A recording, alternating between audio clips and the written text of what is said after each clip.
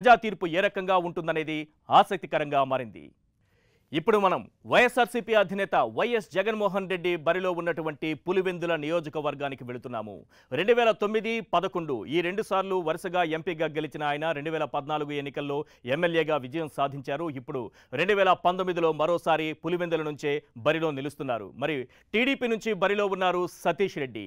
YS Jaganmohan రెడ్డికి ఉన్నటువంటి అనుకూల అంశాలేంటో ఒక్కసారి మనం స్క్రీన్ పైన చూద్దాం. పులివెందుల వైఎస్ కుటుంబానికి కంచుకోట, వెరీ సింపుల్. అలాగే ముఖ్యమంత్రి అభ్యర్థిగా ఆయన ఉండటం అనేది కూడా కలిసి వచ్చేటటువంటి అంశం. ఆర్థికంగా, సామాజికంగా బలమైన కుటుంబం కావటం కూడా ఆయనకు కలిసి వచ్చేటటువంటి అంశాల్లో ప్రధానంగా కనిపిస్తోంది. ఇక ఆయనకి సంబంధించినటువంటి ప్రతికూల అంశాలు ఏమున్నాయో ఒకసారి స్క్రీన్ పైన చూద్దాం. నియోజకవర్గంలో అందుబాటులో ఉండరనేటటువంటి విమర్శ, పులివెందులకు ప్రభుత్వం నీళ్లు తీసుకురావడం, కుటుంబ పెత్తనంపై కొంతవరకు విమర్శలు ఉండటం, ఇది ఆయనకి సంబంధించినటువంటి ప్రతికూల అంశాలుగా కనిపిస్తున్నాయి. ఇక సతీష్ రెడ్డి టీడీపీ నుంచి బరిలో ఉన్నారు. ఆయనకి సంబంధించినటువంటి అనుకూల అంశాలేంటో ఒకసారి మనం స్క్రీన్ పైన చూద్దాం. వరుస ఓటముల సానుభూతి కొంతవరకు ఆయనకు ఉంది. పార్టీలకు అతీతంగా సంక్షేమ కార్యక్రమాలు అందించడం, ప్రజలు కార్యకర్తలకు అందుబాటులో ఉండటం అనేది ఆయనకు కలిసి వచ్చే అంశాల్లో ప్రధానంగా కనిపిస్తున్నాయి.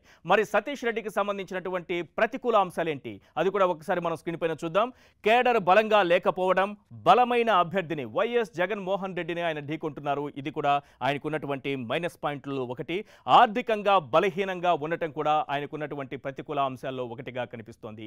వైఎస్ఆర్సీపీ అధినేత వైఎస్ జగన్మోహన్ రెడ్డి పోటీ చేస్తున్నటువంటి పులివెందులలో పోటీ పడుతున్నారు సతీష్ రెడ్డి. మరి బలమైన నాయకుడిని ఢీకొంటున్న ఆయన ఏ మేరకు ఫలితాన్ని రాబట్టుకోగలరో వేచి చూడాలి.